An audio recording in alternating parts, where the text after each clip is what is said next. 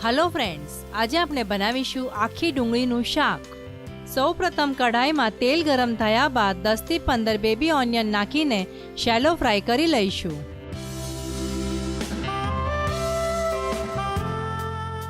આ baby ઓનિયનને golden brown થવા દઈશું। ગોલ્ડન બ્રાઉન થયા બાદ એક બાઉલમાં કાઢી લઈશું। હવે કઢાઈમાં તેલ ગરમ થયા બાદ 4 થી 5 ઝીણા સમારેલા લીલા મરચાં અને 2 ટીસ્પૂન આદુ લસણની પેસ્ટ નાખીને થોડી ફ્રાય કરી લઈશું।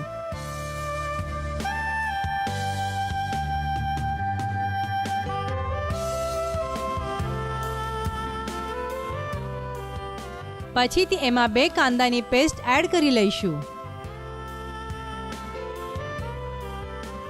આ પેસ્ટને થોડું તેલમાં સાતળી લઈશું।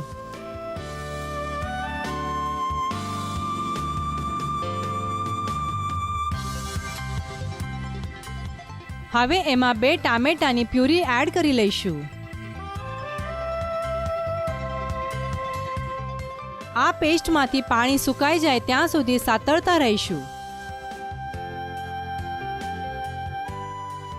ત્યારબાદ એમાં હાફ ટીસ્પૂન હળદર, 2 ટીસ્પૂન ધાણા જીરું અને 2 ટીસ્પૂન લાલ મરચું નાખીને આ મસાલાને સાતળી લઈશું।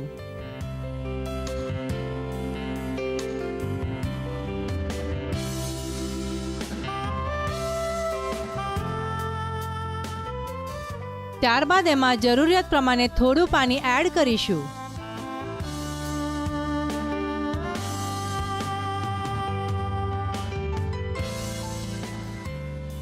પછીથી એમાં સ્વાદ પ્રમાણે મીઠું,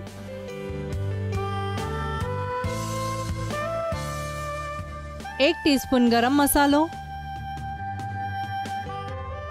2 ટીસ્પૂન શેકેલા સિંગદાણાનો પાવડર અને 1 લીંબુનો રસ નાખીને મિક્સ કરી લઈશું।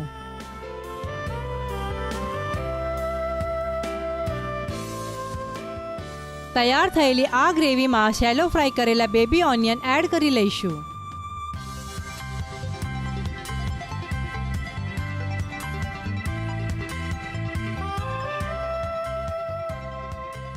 કઢાઈને ઢાંકણ લગાવીને 2 થી 3 મિનિટ સુધી કૂક થવા દઈશું।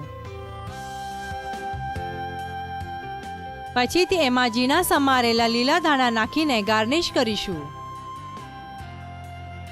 આ શાકનો ટેસ્ટ ઘણો જ અલગ આવશે, તો મિત્રો જરૂરથી ટ્રાય કરશો।